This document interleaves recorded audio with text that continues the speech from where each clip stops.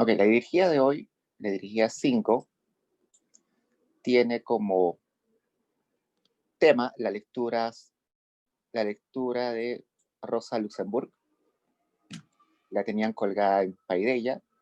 Estaba desde el capítulo 1 hasta el 4, pero solamente era necesario que lean el 1 y el 4, tal como decía en Paideia.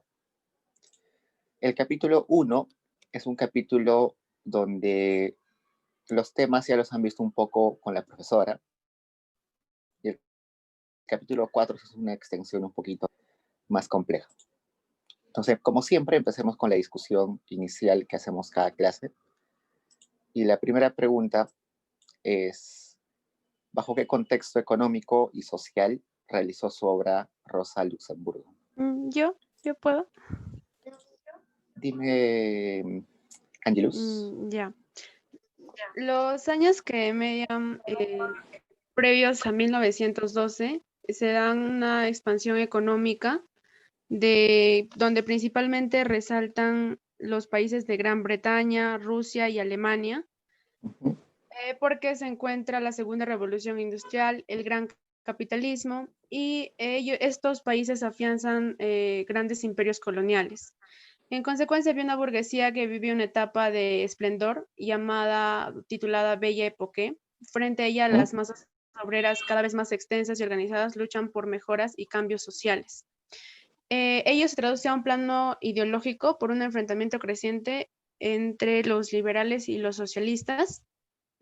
Y de alguna manera, la Primera Guerra Mundial, que sucede en 1914, termina esta expansión económica de estos países, dado que después de la Primera Guerra Mundial, Estados Unidos se convierte en el principal acreedor y primera potencia. Exacto. Muy buena participación, sobre todo lo último. Estados Unidos no estaba en el plano de las potencias todavía, y después de la Guerra Mundial empieza a ser más relevante, ¿no? Diego Hernández. Ya, justamente la misma pregunta. Ella escribía en un contexto de mucha guerra, como la Primera Guerra Mundial, etapa de colonialismo, donde Inglaterra, Francia y Bélgica e Italia tenían gran cantidad de colonias alrededor del mundo. Estas servían para abastecimiento de cada uno de los imperios, los cuales se imponían a la fuerza un capitalismo de acumulación de riquezas y explotación de materias primas, lo cual se desarrollaba de manera independiente y no alineado a las necesidades de la sociedad, lo cual producía un gran excedente económico y lo cual hacía que las grandes economías aprovechen de esas pequeñas economías con la acumulación de su capital.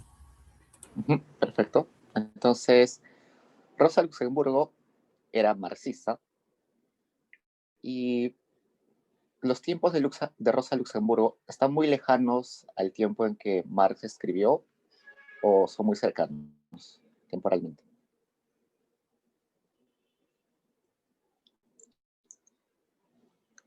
Rosa creo que nació en 1870-71, es decir, cuando Rosa Luxemburgo, Marx estaba vivo cuando Rosa Luxemburgo también estaba viva.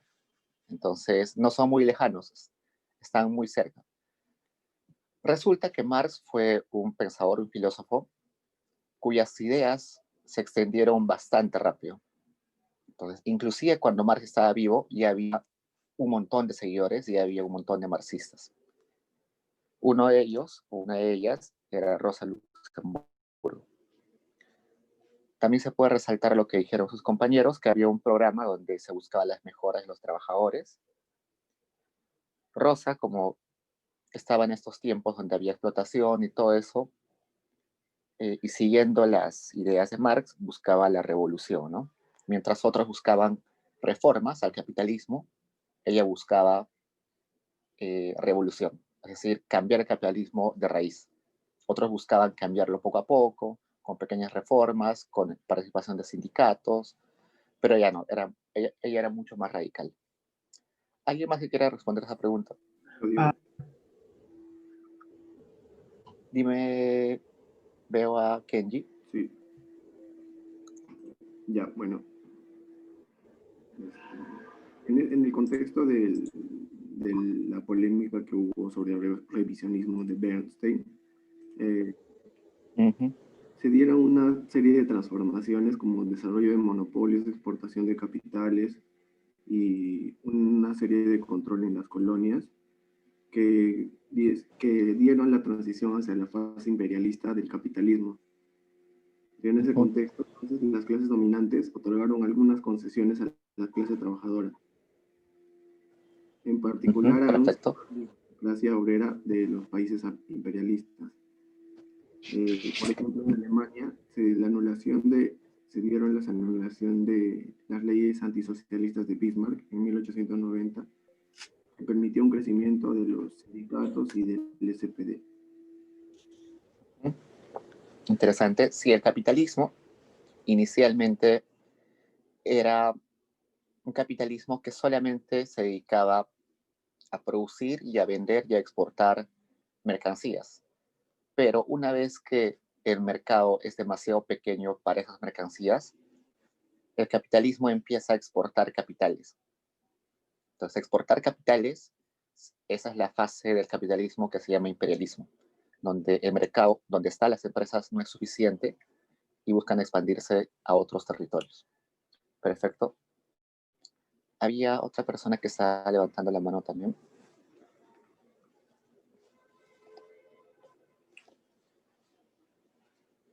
¿Alguien que quiera complementar sobre ese contexto socioeconómico?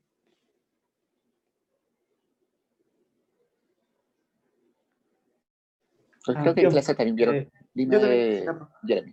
hay algo creo que no mencionaron mis compañeros, es que también se había producido la revolución bolchevique en aquella época cuando estaba Rosa Luxemburgo.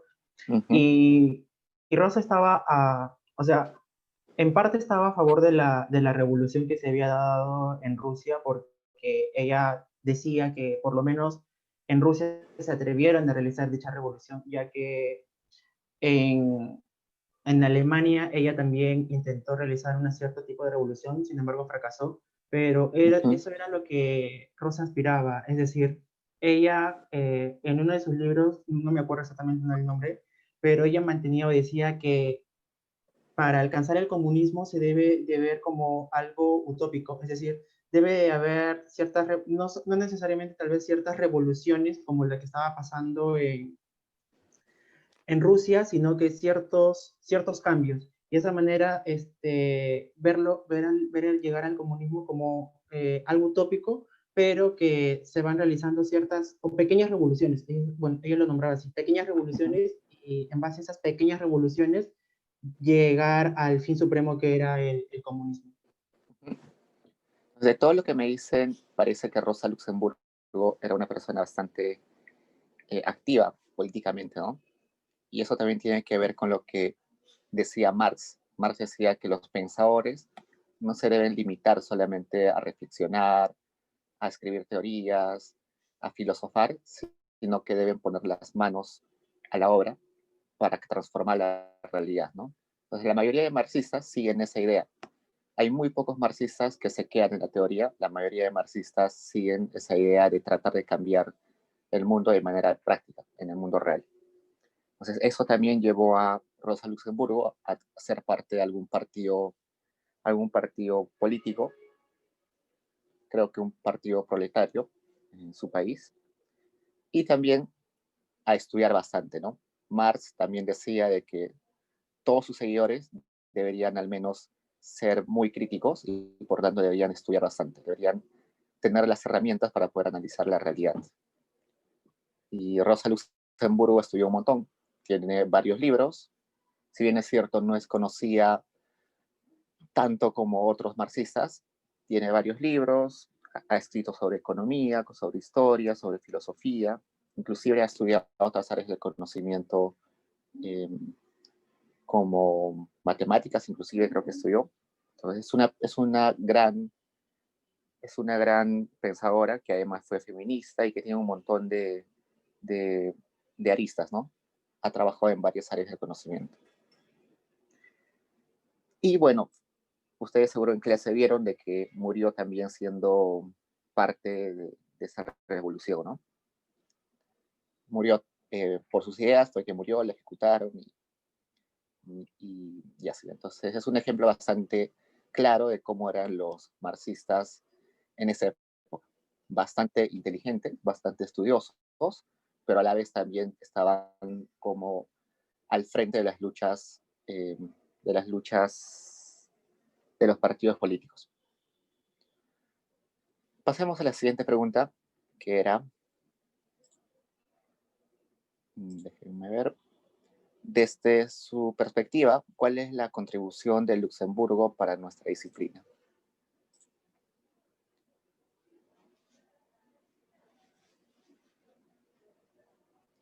¿Alguien que quiera responder a esa pregunta?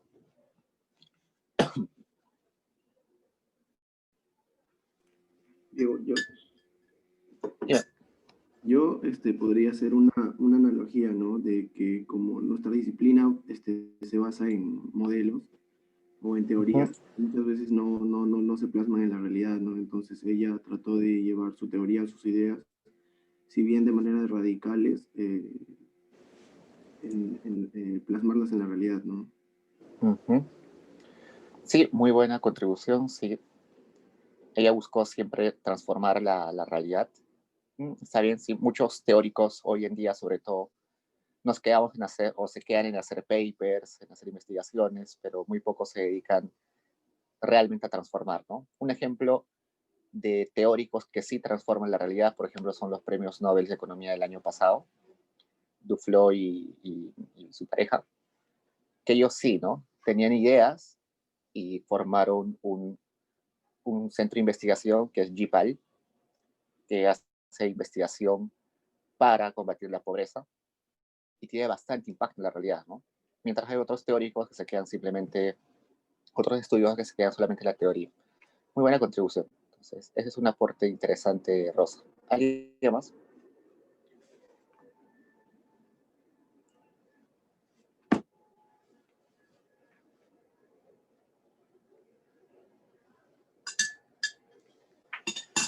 En general, los marxistas, dime, Gamboa. Sí, esto no iba a decir algo, pero que ya lleva un poco más con el texto de cuando ella se alusiona a la idea de la reproducción. Sí, nomás, dilo. Cuando la idea era que la producción, o sea, la producción ya no, o sea, la idea de que la producción ya no es solamente algo que tenga que ver con la extracción de materias y la mano de obra, sino que también hay mucho de lado el contexto social. Y aparte del contexto social, hay toda una historia de trasfondo, ¿no? Ya con la idea de que si hay una empresa de algún artefacto, esa empresa previamente, o sea, antes de que se forzara la empresa, en su, digamos, modo primitivo, hay una especie de azar para esa producción. No sé si me dejo entender. Sí, creo que algo así dice en el texto. También vamos a revisarlo en un toque.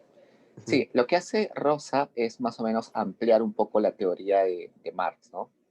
Y es lo que hacen la mayoría de marxistas que vienen luego y hasta hoy, ¿no? Hasta hoy hay marxistas, y lo que hacen la mayoría de marxistas es agarrar los postulados principales de Marx y más o menos acoplarlos o utilizarlos para leer diferentes realidades.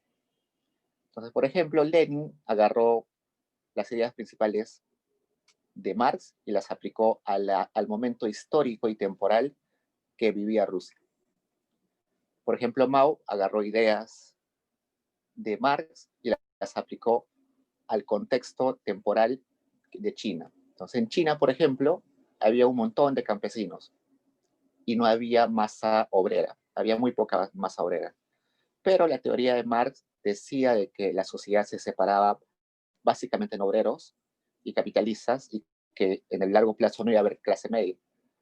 Pero la diferencia en China es que en China había más campesinos, algo que no se observaba en el contexto de donde vivió Marx. Entonces lo aplica a su contexto, en ese contexto, ¿no? Entonces, eso es lo que hacen los marxistas después de Marx. Igualito, ¿alguien conoce a algún marxista latinoamericano?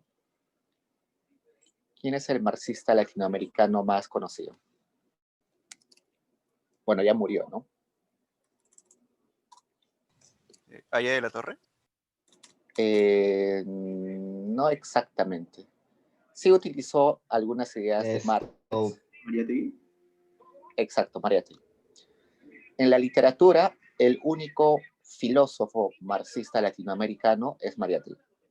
Hay otros que utilizan sus ideas, pero no son considerados en la academia como filósofos marxistas. El único es Mariátegui. Entonces, Mariátegui lo que hizo es básicamente eso, ¿no? Agarrar las ideas de Marx y aplicarlas al contexto peruano de más o menos 1930, donde había un poco, ya empezaban las migraciones, había el problema del indio, entonces aplicó todo eso, todos los principios de Marx a ese contexto de 1930 en el Perú.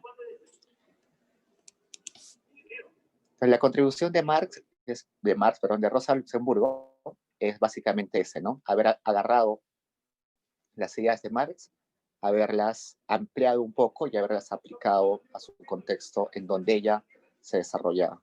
Creo que era en Polonia, ¿no? ¿Alguien más quiera agregar un poco a esto?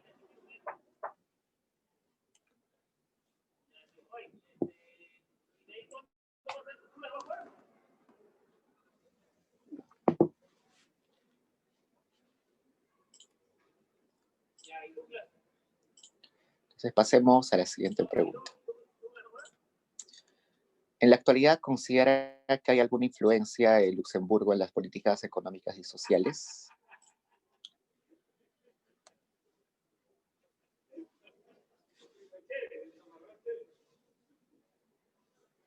¿Alguien que tenga alguna opinión sobre eso?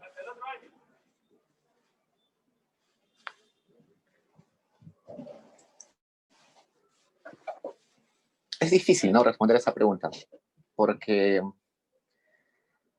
en sí, en estricto, Rosa Luxemburgo no tiene como ideas muy originales, sino extensiones de lo que dice Marx. Entonces es un poquito un poquito difícil encontrar influencia directa, ¿no? Quizás una influencia indirecta relacionada con lo que dice Marx, pero no directa. Y además Rosa Luxemburgo ha sido olvidada un poco en las discusiones filosóficas y económicas. Lamentablemente, los filósofos y los economistas usualmente han sido hombres, y a pesar de que ha habido buena contribución de algunas mujeres a lo largo de la historia, han sido un poco ocultados, rezagados, no han sido mostrados como se debiera, ¿no? Entonces, quizás por ese olvido que se tuvo a las ideas de Rosa Luxemburgo, sus ideas no terminaron calando a la actualidad, ¿no? Entonces, esa pregunta está un poco... no tiene una respuesta clara, en realidad. Además porque las ideas eran muy radicales, ¿no, Diego? También, exacto. Eran muy radicales.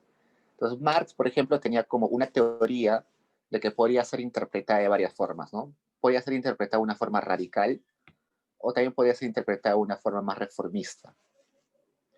Mientras que ya Rosa ya se iba al lado radical. Entonces, hoy en día también vemos eso, ¿no? Hay marxistas radicales y hay marxistas bastante reformistas que quieren hacer el cambio poco a poco.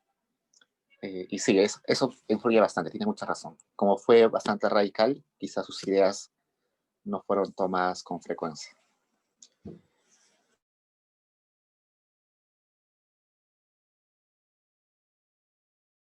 Es la acumulación del capital.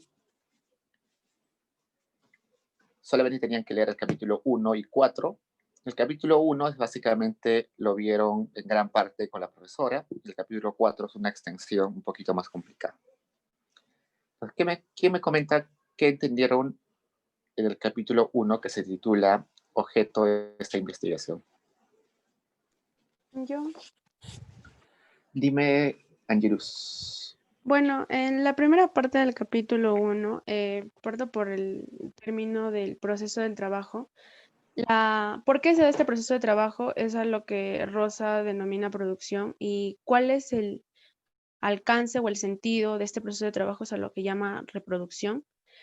Por un lado, la producción señala que se debe a dos condiciones, la condición técnica y las condiciones sociales.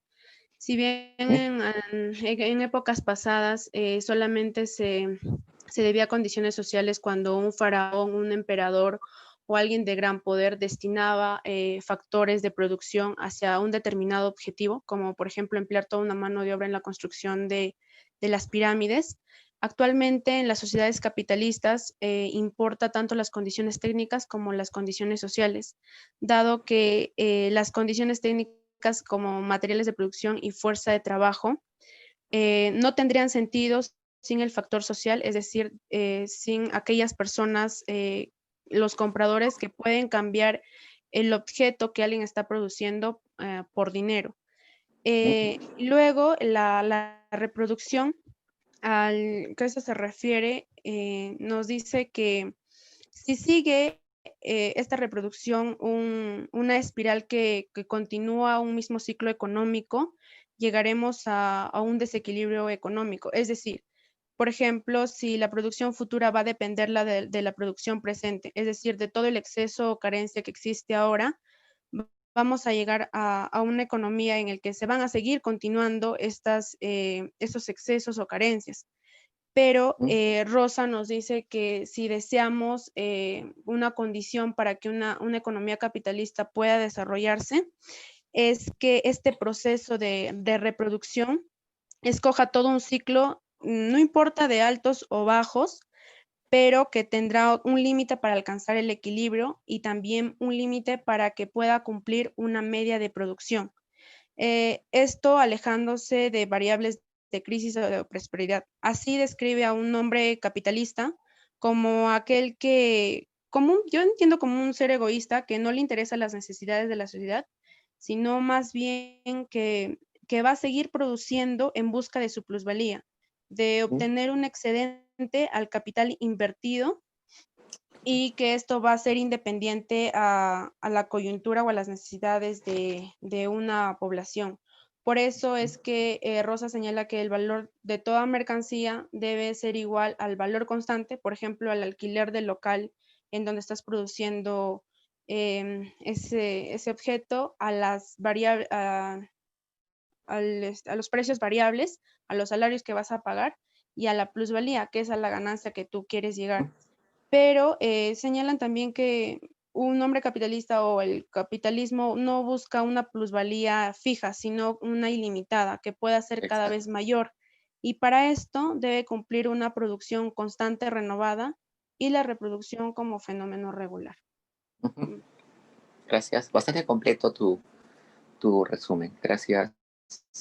Y hay un montón de cosas que rescatar, ¿no? Lo primero que podemos mencionar es algo que ya venía desde Marx, que para los marxistas el capitalismo fundamentalmente se va a acabar en algún momento, ¿no?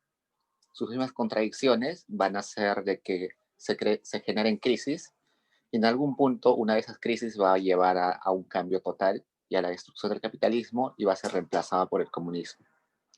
¿Alguien recuerda por qué el capitalismo es inestable en sí?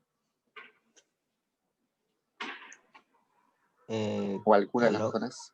Creo que Sí, tenía que ver con que los capitalistas en sus ansias de querer aumentar la producción y maximizar las ganancias, poco a poco ya van a necesitar menos la cantidad de mano de obra, a un punto tal en el que a la final, bueno, o sea, estos maximizan tanto su beneficio que también le quitan el beneficio a los trabajadores porque también ya no van a necesitar de estos con el crecer de la tecnología y las técnicas. Entonces, a la final, estas van a abarcar toda la riqueza y las otras personas, los trabajadores no. Va a haber como un desequilibrio en ese sentido y ya pues hasta que los trabajadores piensen en rebelarse porque en algún punto ni siquiera van a poder vivir. Sí, gracias. Sí, tienes mucha razón. En realidad, Marx, a lo largo de su libro El Capital, expone varios orígenes de lo que podría ser el final del capitalismo. Uno de ellos tiene que ver bastante con lo que dice su compañero. Otro tiene que ver, por ejemplo, a que los empresarios, los capitalistas, en busca de producir más, siempre van a tratar, por ejemplo, hoy en día la gente quiere consumir papas, se les da por consumir papas. El productor de papas va a empezar a producir, va a sobreinvertir porque va a pensar que va a vender, pero no tiene la seguridad de que la demanda va a crecer en la misma proporción. Entonces llega un momento en que tiene una sobreproducción, esa sobreproducción no se puede vender y por tanto se genera una crisis para este capitalista y va a tener que pasar van los momentos y eso va a generar un ciclo, ¿no? En el primer momento está vendiendo un montón, luego sobreproduce y bueno, ahí cae en crisis. Eso, generalizando a toda la economía en general, no solamente un productor, hace que se generen ciclos en el capitalismo y uno de esos ciclos va a terminar en una gran crisis que va a ser insostenible, ¿no? Y Marx tenía razón, esa predicción se cumple casi siempre, ¿no? Todas las crisis que hemos visto a lo largo de la historia de la humanidad, o al menos a lo largo de la historia del capitalismo, han surgido básicamente por eso, por sobreproducción, algunos quizás por otros factores, pero la mayoría han sido por sobreproducción o por burbujas sobre expectativas. Los empresarios creían de que iba a mejorar, invertían más, pero simplemente era una ficción. Cuando llegaba el momento se daban cuenta que lo que habían invertido no era realmente lo necesario para la sociedad y se caía esa burbuja y crisis. Entonces Marx tuvo bastante razón y hasta ahora estamos viendo que el capitalismo sí es inestable. Cada cierto tiempo llegamos a una crisis. No podemos tener plusvalía al infinito. ¿Alguien más que quiera comentar ese capítulo 1?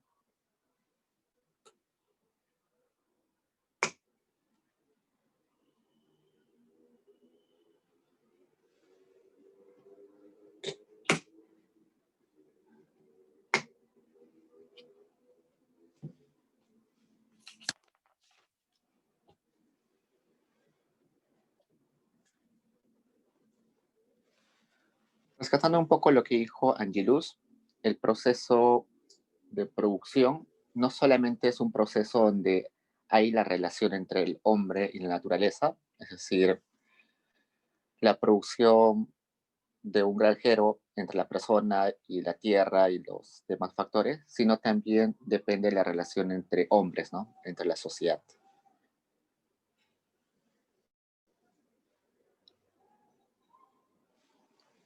¿Alguien más que haya entendido algo más sobre esta parte? Yo quisiera también hacer un comentario. Dime, Jeremy. Bueno, en ese capítulo Rosa también menciona o trata de hacer una comparación entre las sociedades antiguas y las sociedades de producción capitalista. Por un lado, con respecto a las sociedades antiguas, ella menciona que la reproducción tenía como principales características un modo regular y así mismo se encargaba o tenía como prioridad de reunir los medios de producción y la fuerza de trabajo necesaria para la reproducción. Y las interrupciones en el proceso de producción se daban podría ser la soberbia tal vez de algún dictador que quiere interrumpir el plan total de reproducción. Sin embargo, en las sociedades de producción capitalista todo esto es diferente, ya que presentan una peculiaridad y esa peculiaridad es que la reproducción en las sociedades de producción capitalista va a depender de condiciones técnicas y de condiciones sociales. Es decir, solamente se van a producir aquellos artículos que tengan que puedan tener una demanda, que puedan tener una demanda y no necesariamente se van a reproducir los artículos que necesite la población como tal. Exacto, entonces la reproducción en el capitalismo no necesariamente satisface las necesidades de la sociedad, ¿no? Entonces el capitalista está buscando satisfacer su necesidad de acumulación, pero a veces eso no está alineado con lo que verdaderamente la sociedad necesita. Muy bien. ¿Alguien recuerda la diferencia entre reproducción simple y compuesta? Creo que le dice Rosa.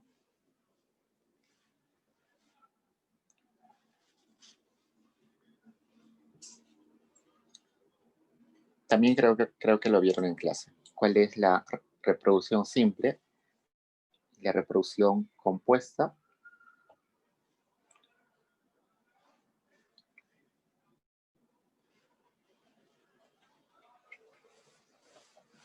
La reproducción simple era aquella producción donde no existía excedente, ¿no? Yo produzco simplemente para intercambiar, pero no tengo la necesidad de generar una ganancia, una adicional. Mientras que la reproducción ampliada o compuesta, creo que le dice Rosa, sí busca tener excedente y eso es característico de las sociedades capitalistas. Pero existen sociedades precapitalistas donde sí existe excedente o donde sí existe plusvalor. Por ejemplo, la sociedad inca no era capitalista, ¿no? Pero sí generaban un excedente y un plusvalor. ¿Qué hacían con ese excedente o con ese plusvalor? Alguien que recuerde o más o menos intuya. En una sociedad como el Tahuantinsuyo, donde sí había excedentes, pero no era capitalista, ¿para qué se utilizaba ese excedente? Iban para el Inca o... ¿Mm?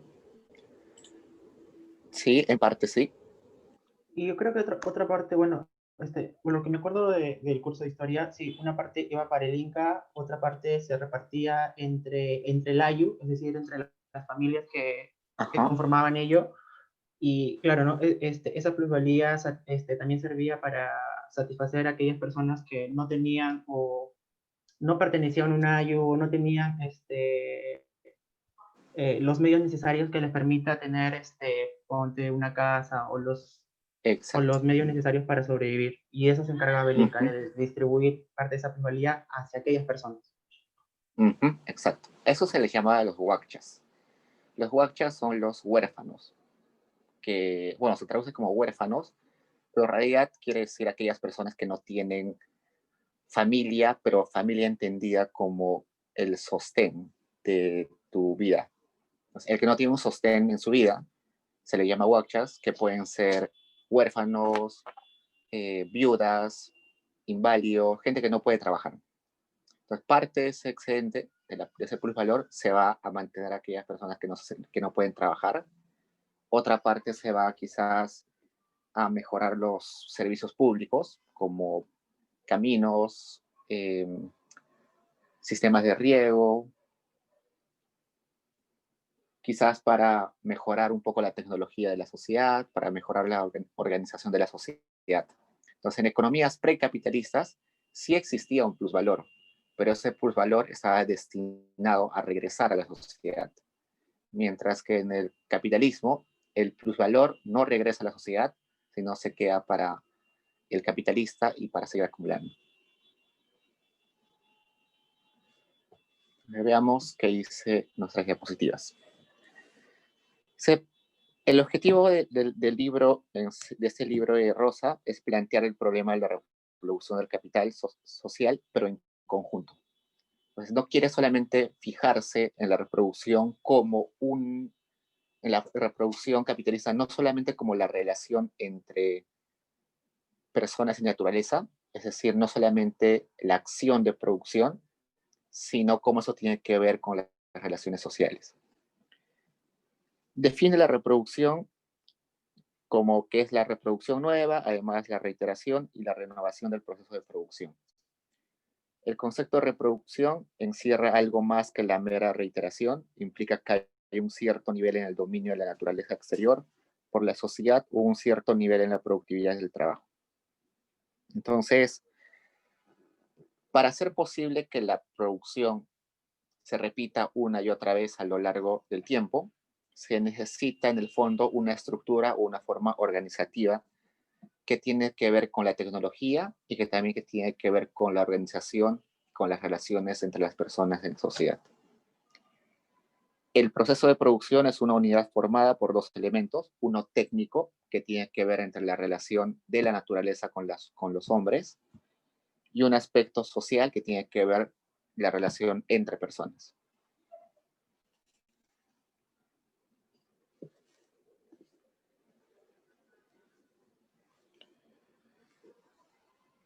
A ver, ¿qué más tenemos acá? Ya dijimos esto, que en las sociedades capitalistas la producción ocurre de un modo distinto a las precapitalistas, ya vimos por qué. La ganancia con fin último es determinante y determinante después el factor que preside en esta sociedad, no solo la producción, sino también la reproducción. Entonces, un capitalista, un empresario, para decidir producir un bien o decidir producir otro bien o decidir producir una cantidad o decidir producirlo hoy o mañana, lo principal que piensa es la ganancia. La forma de producción, qué producir, cuánto producir, cómo producir, son son preguntas que se responden básicamente a la luz de cuánta ganancia voy a tener.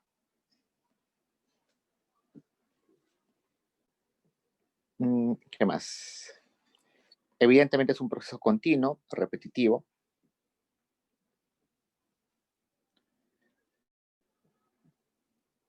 Ok, ¿qué más podemos ver? Ya dijimos todo lo demás. Acá está. ¿Quién me define qué son esas variables C, V y P? Yo digo, Dime, Ken. lo que entendí es de que la variable C significan el valor de los medios de producción, la variable V es el salario que se les paga a los trabajadores y P vendría a ser la plusvalía, ¿no? Que es el excedente que va dirigido al capitalista. Genial, Kenji. ¿Cómo han definido en clase plusvalía exactamente? ¿Alguien que recuerde? ¿Qué es la plusvalía?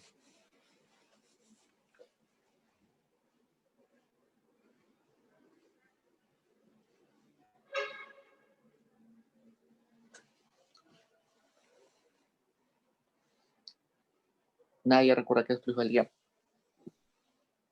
Dime. ¿Es el excedente del capital invertido?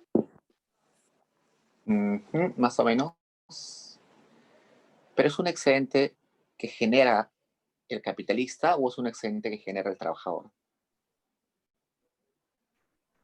Trabajador. Exacto.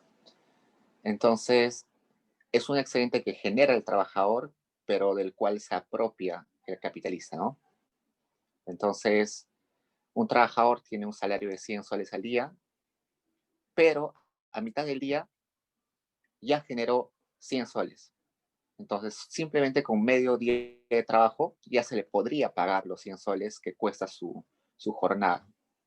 Lo que produce después de ese mediodía ya es lo que se apropia, el trabajo que se apropia el capitalista. Entonces, esa apropiación para los marxistas está mal, porque es como un robo. Estás robándole horas de trabajo a una persona, al trabajador.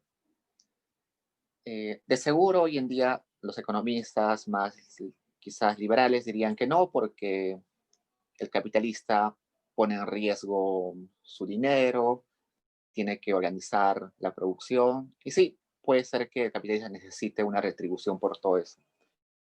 Pero puede suceder que esta apropiación del capital o esa apropiación del trabajo pueda ser un poquito descarada, ¿no?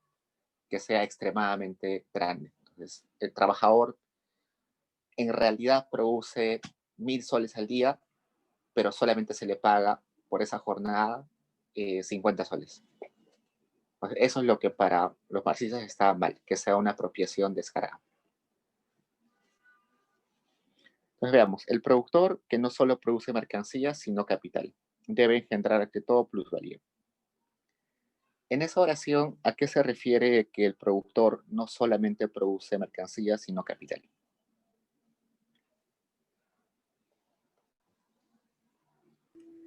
Digo yo, Dime, Kenji. que porque las mercancías al ser transformadas en dinero se convierten en un nuevo capital para poder reinvertir, ¿no? En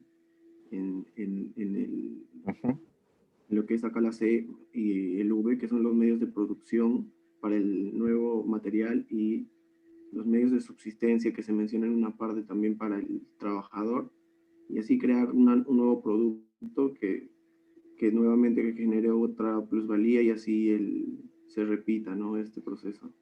Ajá, exacto. Entonces, esa plusvalía de la cual se apropia nuestro capitalista, en parte, lo utiliza, o quizás todo lo utiliza el capitalista para transformarlo en factor productivo para el siguiente periodo, ¿no? Pues el siguiente periodo agarra eso y con eso compra una máquina, o con eso compra los insumos para la producción del siguiente periodo. Entonces, el bien de este periodo la producción de este periodo genera un excedente, un plusvalor, y ese plusvalor se utiliza en el siguiente periodo como capital. Perfecto.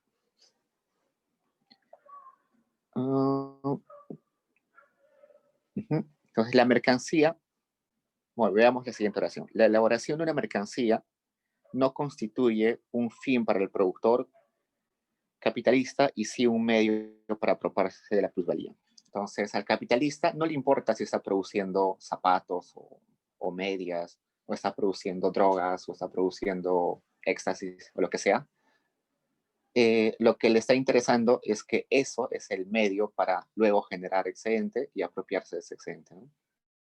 Entonces, por eso es que eso también es parte de la explicación de que hice en esta diapositiva que teníamos acá, o bueno, creo que no está, pero decíamos hace un rato que no necesariamente en el capitalismo se produce lo que es necesario para la sociedad, ¿no?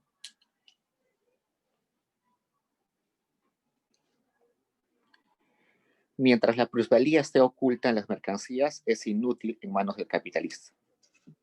Entonces, es necesario vender los bienes para transformarlos en dinero y de ese modo transformar el dinero en nuevo capital, en nueva maquinaria, en nuevos insumos.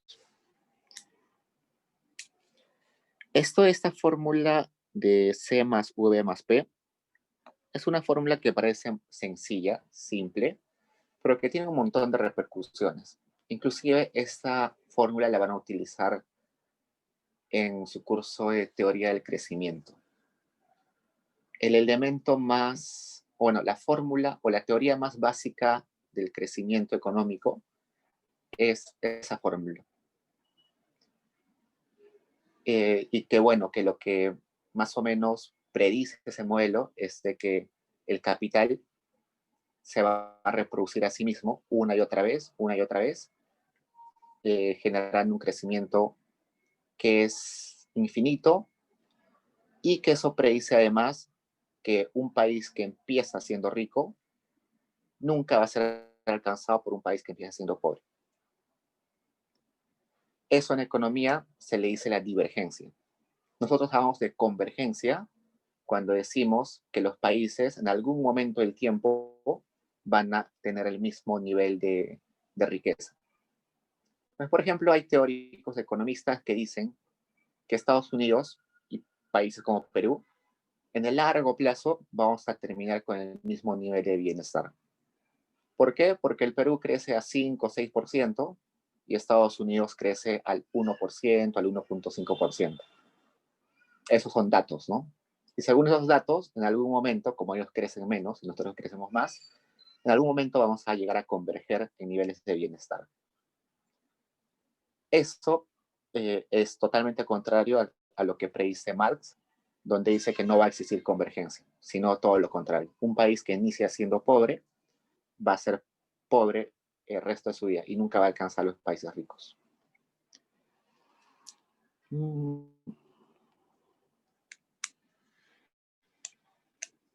Y en la última oración, como ven acá, dice, el robo de la plusvalía, trabajo no pagado, es lo que en la sociedad capitalista hace la reproducción en general perpetuo móvil. Entonces, perpetuo móvil quiere decir, ¿quién sabe la traducción? ¿Cómo lo traduzco? A ver, perpetuo móvil como mi motivación perpetua. ¿Sí, no?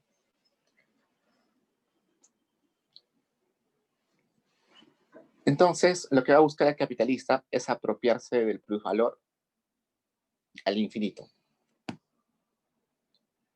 Y cada vez ese robo va a ser cada vez más grande, ¿no? De modo que va a haber un momento en el cual ese robo va a ser tremendamente descarado, ¿no? Se le va a pagar una porción mínima al trabajador, mientras que el capitalista se está apropiando de un montón de sus horas de trabajo.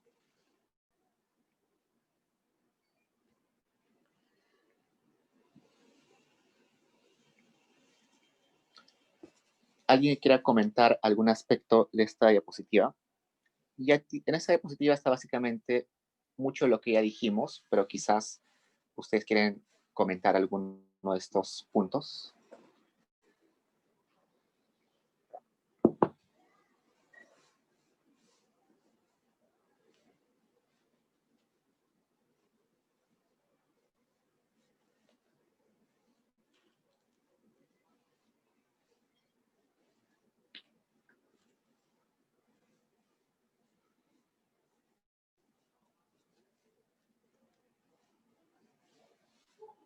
La última fórmula, por ejemplo, que tiene ahí abajo, aparece como un P entre X. El P es el plusvalor o la plusvalía del periodo anterior entre un X que está diciendo que solamente una parte de la plusvalía del periodo anterior se va a utilizar en la producción del nuevo periodo.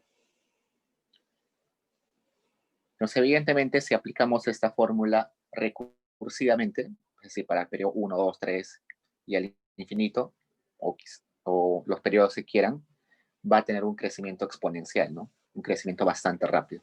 La acumulación del capital va a ser bastante rápido.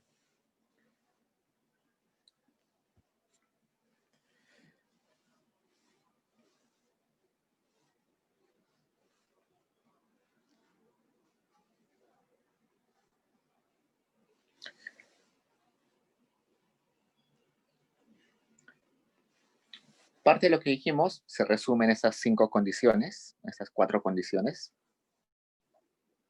La primera condición dice la producción debe generar plusvalía. Una actividad productiva que no genere plusvalía no es atractiva para ningún empresario. Entonces, no lo va a hacer. Segunda condición, la plusvalía ha de ser realizada, transformada en dinero. Si yo no puedo transformar la mercancía en dinero y ese dinero utilizarlo para comprar insumos o maquinarias, no tiene sentido. La tercera condición, el nuevo capital ha de tomar forma productiva. Las maquinarias, los insumos que tengo solamente tienen sentido si los voy a utilizar en el siguiente periodo. Que tenga plusvalía hoy no tiene sentido si no lo voy a usar para la producción en el siguiente periodo. Y cuarto, la masa adicional de mercancías que representa el nuevo capital, junto con la nueva plusvalía, ha de ser transformada en dinero. Entonces, de vuelta, ¿no? De vuelta tengo que transformar en dinero.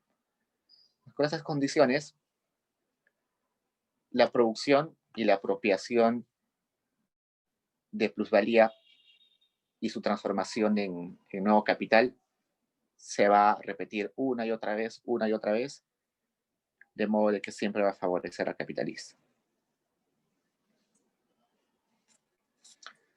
Ok, chicos, ¿algo que quieran comentar sobre ese capítulo? Creo que gran parte de eso ya lo vieron con la profesora. He estado viendo sus diapositivas. Y más o menos la profesora explicó gran parte de eso.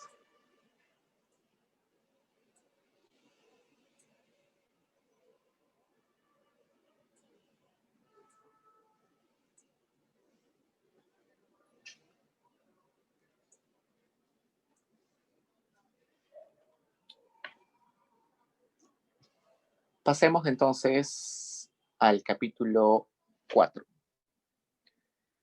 En el capítulo 2 y 3, Rosa Luxemburgo sigue hablando sobre la primera, sobre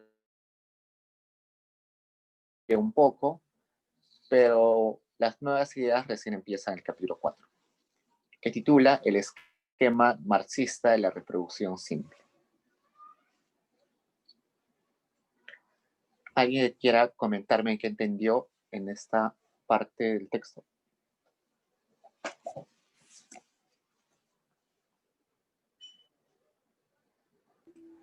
Diego.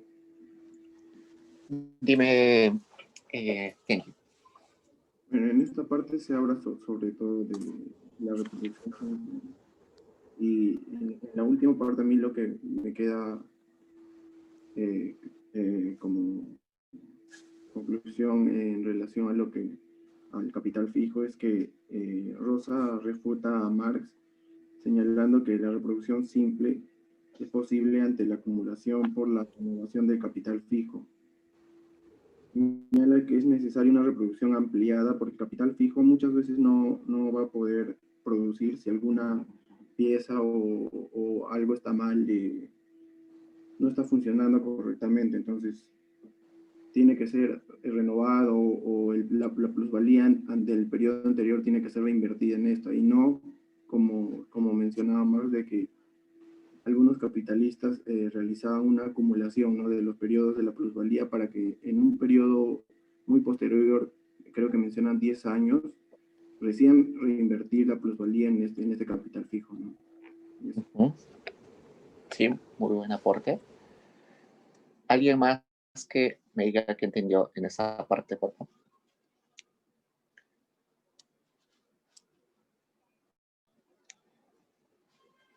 ¿Alguien también que recuerde qué es reproducción simple?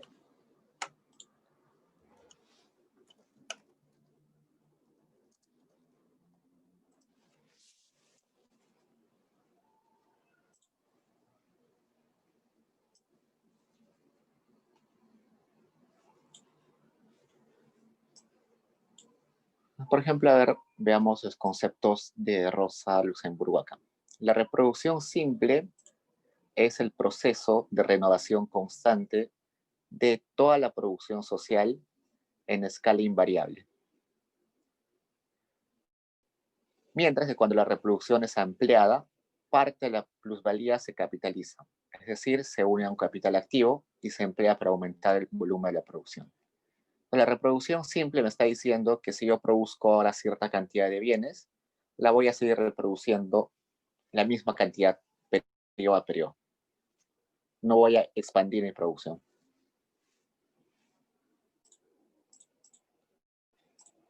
¿Alguien que quiera participar sobre este capítulo?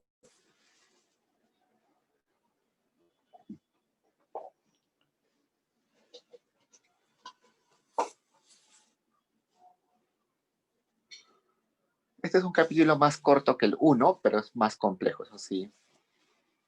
Eso sí,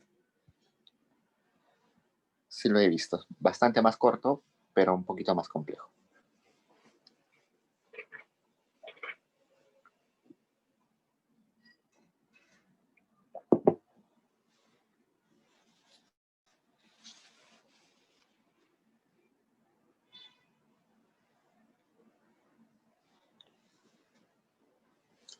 Los capitalistas, en favor de seguir acumulando mercancías y hacer su reproducción de la producción cada vez con la intención de apropiarse de más cantidad de plusvalía, lo que están tendiendo a hacer es rebajar los niveles de vida de las personas o de los trabajadores, ¿no? Entonces, por ejemplo, ahí dice, hay una tendencia a rebajar los mínimos fisiológicos y sociales necesarios para la existencia de los trabajadores. Imaginen que tenemos una canasta de consumo que dice, todo esto es necesario para que las personas se reproduzcan un día más de vida. Según los criterios de cada persona, esa canasta puede estar compuesta por diferentes formas. Por ejemplo, bajo mi criterio, yo diría que una persona necesita comer bien, además necesita horas de entretenimiento, además necesita acceso a información y por tanto acceso a tecnologías. Entonces, eso es quizás mi criterio de mí, que es lo básico que una persona necesita para vivir día a día. Pero seguro para otros van a decir, no, lo básico para la vida de las personas no debe incluir el entretenimiento, no debe incluir la tecnología, solamente debe incluir los alimentos. Entonces, eso es lo que sucede con el capitalismo. Cada vez reduce más esa canasta mínima o lo necesario para vivir. Y poco a poco se ve en la historia del capitalismo que las personas cada vez van perdiendo ciertos espacios en sus vidas. Inicialmente se entendía de que las personas debían trabajar más de 8 horas, ¿no? 12 horas, 15 horas. Llegaban a sus casas y no tenían tiempo absolutamente nada para leer ni para divertirse. Las primeras generaciones de obreros, es decir, cuando inicia el capitalismo en Inglaterra y en Alemania, los primeros obreros eran obreros, si bien no muy educados, sí eran educados. Los obreros iban a su casa después de trabajar varias horas, 10 horas quizás, y tenían tiempo para leer. Y eso les hacía tender a participar de su sociedad. Por eso es que ellos crean varios sindicatos, porque tenían información necesaria de cómo hacerlo y tenían información de que tenían derechos. Poco a poco, el capitalismo tiende a exigirle más a las personas, a los trabajadores, y llega un momento en que los trabajadores ni siquiera tienen tiempo ya para leer. Y esa fue una forma de desprotegerlos, porque ahora los capitalistas son un poco más ignorantes, perdón, los trabajadores no tienen mucha información, no acceden a la información, no saben sus derechos y son más fáciles de aprovecharse. Entonces, eso también es una característica del capitalismo que nos muestra Rosa Luxemburgo.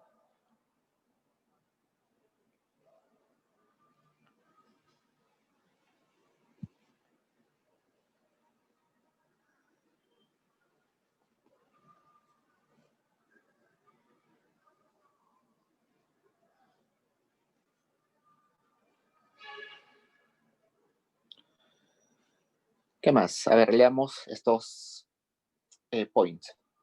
La reproducción simple en sí misma solo puede concebirse alternando periódicamente con la reproducción ampliada. Es decir, en el capitalismo solamente podemos observar la reproducción simple por periodos cortos. Es decir, digamos, 5 meses en los cuales yo estoy produciendo lo mismo, el mismo volumen de un bien. Quizás porque las condiciones así me lo están restringiendo, pero no puedo quedarme en el largo plazo con reproducción simple. En algún momento tengo que saltar a la reproducción ampliada, porque de otro modo el capitalista no tendría la posibilidad de apropiarse de más capital. En parte eso está condicionado al crecimiento de la población. Si la población es constante en un periodo, no voy a necesitar ampliar mi producción de alimentos. Una vez que crece la población, sí tengo que escalar y amplificar mi producción, ¿no? Y hay otros factores además de los demográficos.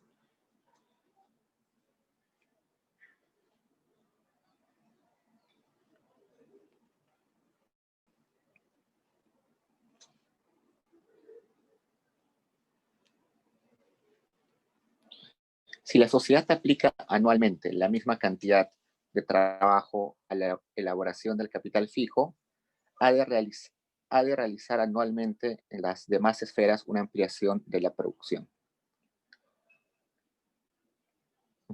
¿A qué se refiere Rosa con capital fijo? ¿Alguien recuerda?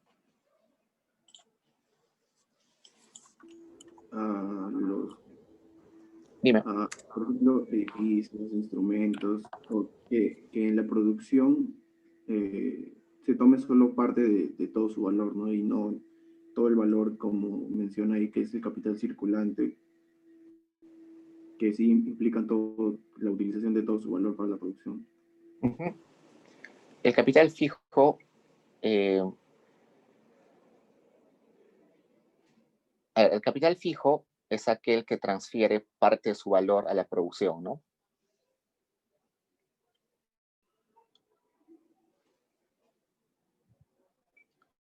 Y el capital circulante, ¿qué es?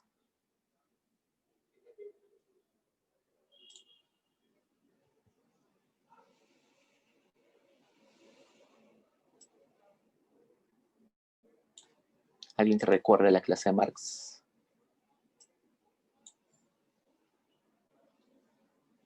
El capital fijo existe todavía después de haber sido utilizado, ¿no? Como las maquinarias.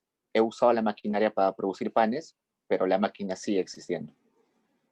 El capital circulante es aquel que se consume en el proceso de producción, como la harina, ¿no? Una vez que utilizo la harina en la producción de pan, ya no existe la harina en sí, sino ya se transformó.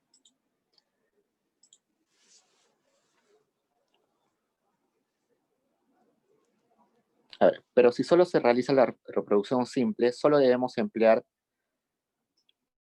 el mero reemplazo del capital fijo, una vez creado una parte pequeña de capital dedicada a su creación.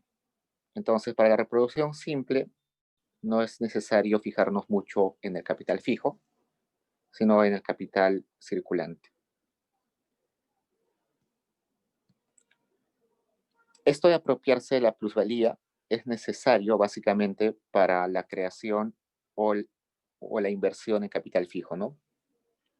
Entonces, para invertir en capital fijo, necesariamente es necesaria una reproducción ampliada.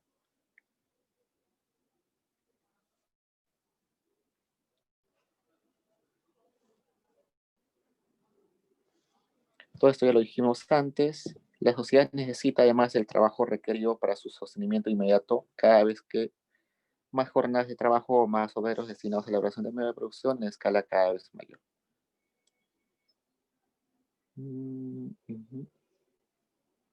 Pues cada vez los trabajadores van a ser más requeridos, van a necesitar trabajar más horas en favor de que la producción sea amplificada, ¿no?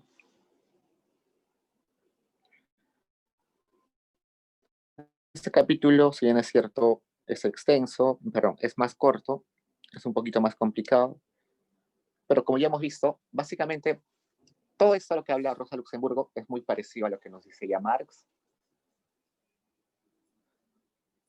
En realidad no hay mucho más que decir de Rosa Luxemburgo. Rosa Luxemburgo tiene otros aspectos como su contribución al feminismo, que es bastante importante, pero en sí el texto que nos dieron para leer no tiene mucho más para exprimir. ¿Alguien quiera comentar algo más que entendió o que le quedó dudas?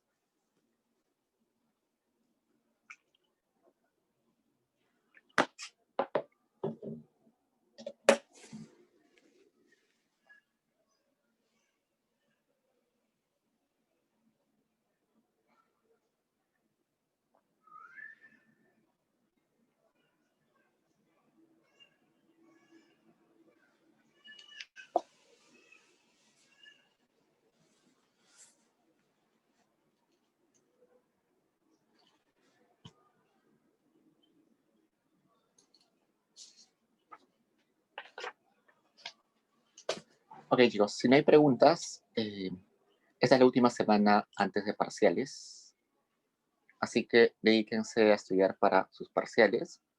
Ya nos vemos el 4 de noviembre con el siguiente texto, que todavía no sabemos cuál es el texto. Seguro durante la semana de parciales les vamos a avisar qué textos son los que entran para la segunda parte del curso.